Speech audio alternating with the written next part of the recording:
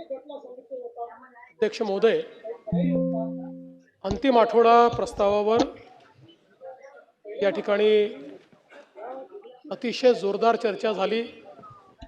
काल रात्री 3:38 या सभागृहामध्ये चर्चा झाली। या चर्चेची सुरुवात सन्माननीय श्री रोहित पवारजी यांनी केली।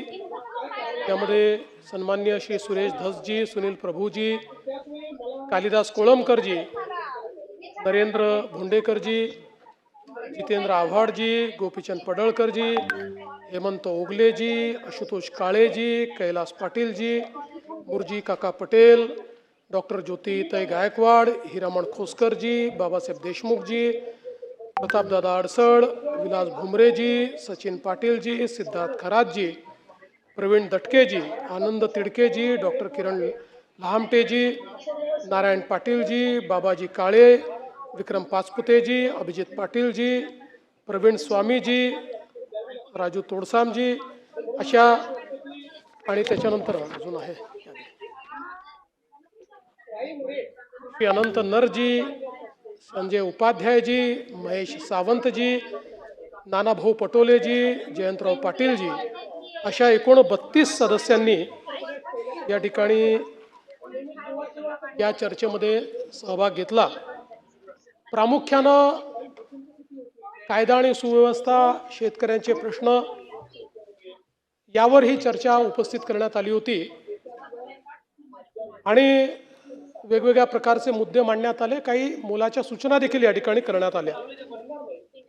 तर म्हणजे अध्यक्ष महोदय, परवा मी विधानसभेमध्ये भाषण केल्यानंतर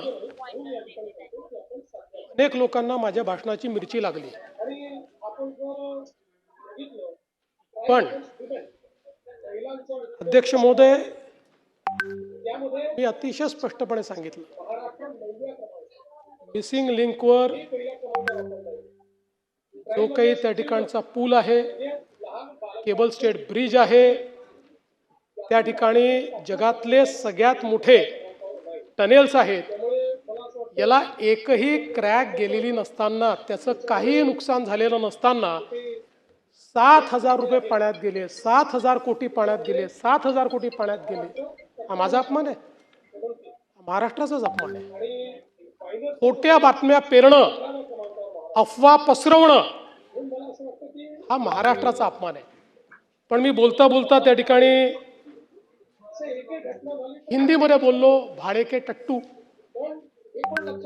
काही लोकांना त्याचे दुःख झालं आणि ते म्हणाले मुख्यमंत्र्यांनी सुसंस्कृत बोलायला पाहिजे होतं। म्हणून नानाभाऊ जाऊन मी अभ्यास केला आणि आता मी भाडे के टट्टू हे माझं वाक्य परत घेतो आणि त्याला सुसंस्कृतपणे भाटक गदर्भ म्हणतो। भाडे के टट्टू नाही, भाटक गदर्भ।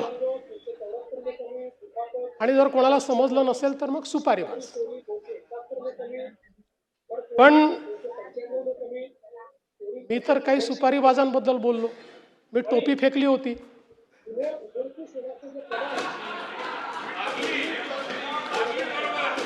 अनेकांना का लागली मला समजलंच नाही, अनेक लोकांना ती लागली। पर ते जाऊ द्या, आता मी एक वाक्य हिंदीमध्ये बोललो। आता आशिषजी, ते ज्यांना समजायला पाहिजे म्हणून बोललो, त्यांच्याऐवजी दुसऱ्यालाच मिरची लागली। आणि आमचे मिमिक्री आर्टिस्ट मला म्हणायला लागले हिंदीत का बोलले। पूर्ण भाषण मी मराठीतच केलं, पण मला काही अडचण नाही, ते आमचे मित्र आहेत आणि ते मित्र असल्यामुळे राजकारणात तर त्यांच्यापासून आम्हाला काही धोका नाही। पण आनंद आहे ते राजकारणात आहे। ते जर मिमिक्रीच्या क्षेत्रात गेले असते तर एकाही स्टँडअप कॉमेडियनला या ठिकाणी मार्केट राहिलं नसतं। काही हरकत नाही, आपण जरा विषयाकडे येऊ। आजही मिरची लागू शकते।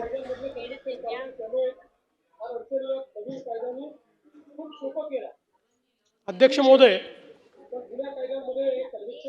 खरं म्हणजे दरवेळेसच अंतिम आठवडा प्रस्ताव आपला